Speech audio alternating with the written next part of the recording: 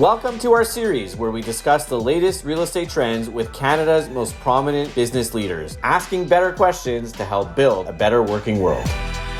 This is Reimagining Real Estate. I'm William Yeager, a partner at EY Canada. In my role, I explore the newest real estate trends influencing the country's largest industry and ask the better questions that keep us ahead of the curve. Today, we get to speak with Richard Dossero, who joined Fiera Real Estate in early 2021 as their president and head of global real estate.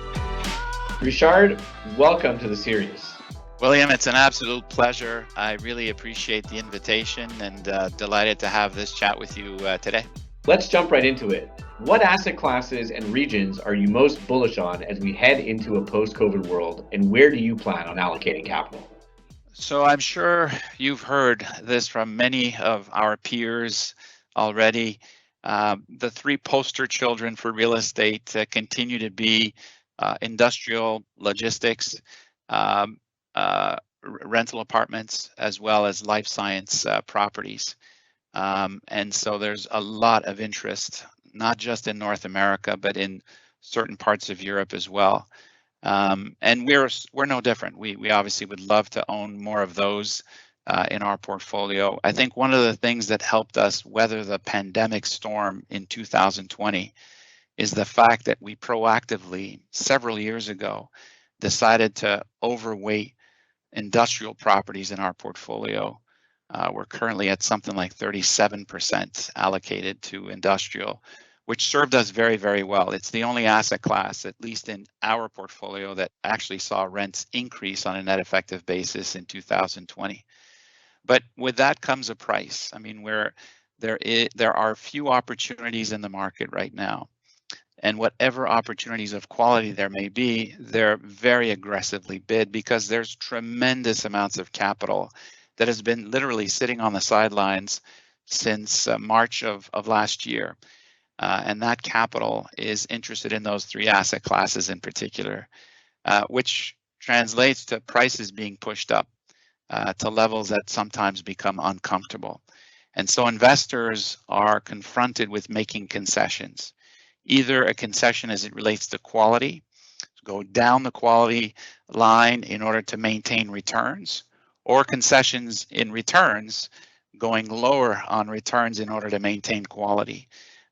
And that's a dangerous game. And so I think that investors are well advised to be disciplined, and in our case, perhaps be contrarian. There may be great opportunities in strip retail that still is not as favored as the other three in good growing markets that we could do very well on. There could be great opportunities on the office side as well. And so we're out there looking for those opportunities. One thing we won't compromise on is the markets. And so we're focused on the 6 major markets in Canada: Vancouver, Calgary, Edmonton, Toronto, Ottawa, and Montreal. And so we won't compromise on the depth of the market. For us, that's very important. And again, looking at all asset classes, but like everyone else, favoring those 3 in particular. Richard, really interesting insights. What trends do you anticipate will come to the forefront in 2022? I have to tell you, having lived and worked in New York for 11 years and focused primarily, if not exclusively, on rental apartments in Manhattan, I did try to keep tabs on what was going on in other markets, obviously in Canada, as well as the US and other asset classes. I have to say that Canada doesn't have anything to envy from the United States. We're very, very similar in how we operate and the trends, whether it is as it relates to prop tech, for instance, that whole wave in the United States, which started maybe 5 years ago, is very much of a wave here in Canada as well. I think the only difference is the sheer law of numbers. You multiply by 10 when you're dealing with the US compared to Canada. And with that comes a lot of differences for sure, but the markets are equally transparent and accessible. There are great opportunities on both sides of the border. Real estate is managed in a very, very similar way.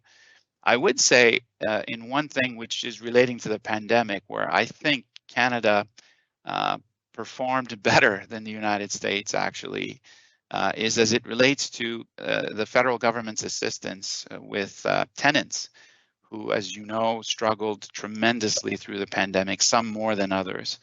And the assistance programs that were offered by the Canadian federal government allowed for landlords to be able to continue to pay their mortgage and pay their expenses and maintain their properties.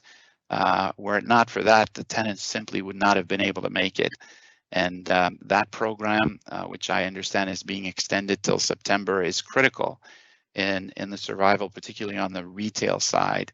And that's why I think many retail landlords are able to confirm that their collection rate is in the 90s, which is phenomenal given that many of their retailers occupying space in their buildings weren't even open for business. In the US, they did have similar programs, but it was a feeding frenzy. The information that I was privy to confirmed that firms that honestly weren't entitled to the assistance, made off like bandits. And so the program was not as well conceived and did not impact more as directly those that needed it the most. And so very proud of the fact that the Canadian government in this case did very well. Not to suggest that they do well on everything, but in this particular case, they did well. Richard, really impressed with the thoughtfulness of your answer. Fiera is really fortunate to have someone like you at the helm. And Richard, thank you for joining us today. It's an exciting time in Fiera, and we look forward to seeing all your predictions come to fruition in 2022. Well, thank you. Thank you for having me. It was a lot of fun. I enjoyed our chat, and let's do this again soon.